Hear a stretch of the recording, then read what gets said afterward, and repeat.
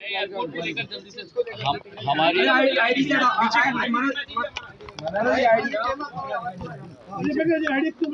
हमारी यही कोशिश है। और आप लोगों ने भी देखा होगा कि जिस तीव्र गति से हम लोग कार्य कर रहे हैं, चाहे एयरपोर्ट के विषय में हो, चाहे एलिवेटेड रोड के विषय में हो, चाहे बाड़ा के मल्टी लेवल कार पार्किंग की बात हो, चाहे हमारे चंबल की पानी की योजना की भी बात हो। मैं हर सोमवार को समीक्षा बैठक लेता हूं सारे विकास और प्रगति की योजनाओं की। खासकर जो हमारा एयरपोर्ट है, हमारी कोशिश यही है कि एक नया कीर्तिमान भारत के इतिहास में हम लोग स्थापित करें। इस एयरपोर्ट का शिलान्यास 16 अक्टूबर 2022 को गृह मंत्री जी के द्वारा हुआ था। साधारण तौर पर देश में इस स्तर का एयरपोर्ट करीब 2.5 से 3 साल लगते हैं उसके निर्माण कार्य के लिए, और हमारा लक्ष्य यही है कि एक नया कीर्तिमान हम लोग स्थापित करें।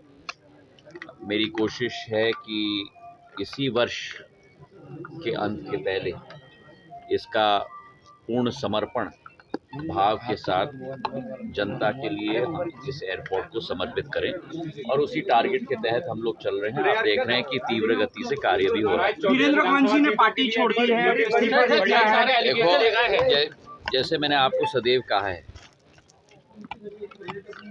चुनाव के माहौल में आवागमन चलती रहती है। जो परिवर्तन हमने मध्य प्रदेश के इतिहास में केवल एक बार पहले, जब मेरी आजियम्मा ने सीख सिखाया था बीपी मिश्रा जी की सरकार को, सिद्धांतों और मूल्यों के आधार पर, और उसी इतिहास जिस कांग्रेस की सरकार ने वादा खिलाफी इस मध्य प्रदेश की हर जनता के हर वर्ग के साथ, चाहे वो किसान हो, चाहे वो नौजवान हो, चाहे वो महिला हो, और भ्रष्टाचार का आलम अपने 15 महीनों की सरकार में की थी। ये कोई साधारण बात नहीं है कि कैबिनेट के 6 मंत्री कैबिनेट मंत्री त्याग पत्र दें 15 महीने बाद। साधारण तौर पर हम लोग देखते हैं कि चुनाव के 6 महीने या 2 महीने पहले त्याग पत्र दिया जाता है, जैसे जो प्रक्रिया हम अभी देख रहे हैं। पर जिन लोगों ने अपने मूल्य और सिद्धांतों के आधार पर एक ऐसी सरकार को स्थापित की मध्य प्रदेश में, और उसका फल आज मध्य प्रदेश में हमें देखने को मिल रहा है। कांग्रेस की सरकार होती तो क्या ये एयरपोर्ट संभव होता? कांग्रेस की सरकार होती तो क्या एलिवेटेड रोड संभव होता? कांग्रेस की सरकार होती तो 1000 बिस्तर का अस्पताल संभव होता? कांग्रेस की सरकार होती तो क्या मल्टी स्पेशलिटी अस्पताल संभव होता? आज ग्वालियर और पूर्ण चंबल संभाग और पूर्ण मध्य प्रदेश का जो विकास हुआ है शिवराज सिंह जी के नेतृत्व में, जो महिलाओं के खातों में 1000 रुपए और अब 1250 रुपए पहुंच रहे हैं, कांग्रेस की सरकार होती तो क्या संभव होता? वादा देना बहुत आसान है, पर उस पर खरा उतरना बड़ा मुश्किल है। और खड़े उतरने का कार्य अगर किसी ने किया है तो भारतीय जनता पार्टी ने केंद्र में प्रधानमंत्री जी के नेतृत्व में, और भारतीय जनता पार्टी ने प्रदेश में शिवराज सिंह जी के नेतृत्व में करके दिखाया।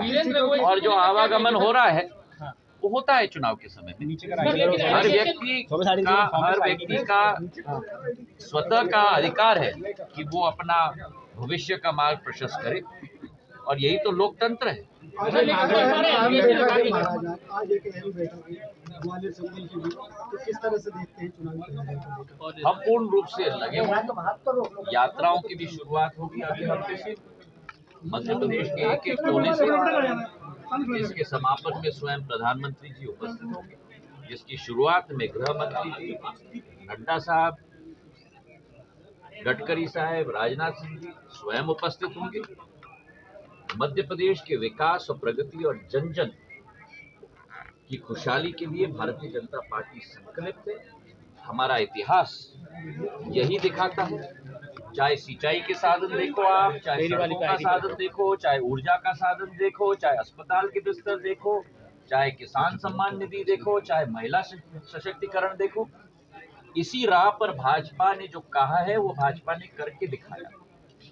और आज जनता के दिलों में स्थान भारतीय जनता पार्टी ने पाया है और मुझे पूर्ण विश्वास है कि 2023 और 2024 दोनों के चुनाव में प्रधानमंत्री जी के नाम पर पूर्ण रूप से भाजपा की सरकार मध्य प्रदेश में भी और केंद्र में भी शिवराज सिंह जी के काम पर और प्रधानमंत्री जी के नाम पर स्थापित होगी। 12 अक्टूबर को पीएम आ रहे हैं सर, 12 अक्टूबर को पीएम आ रहे हैं सर।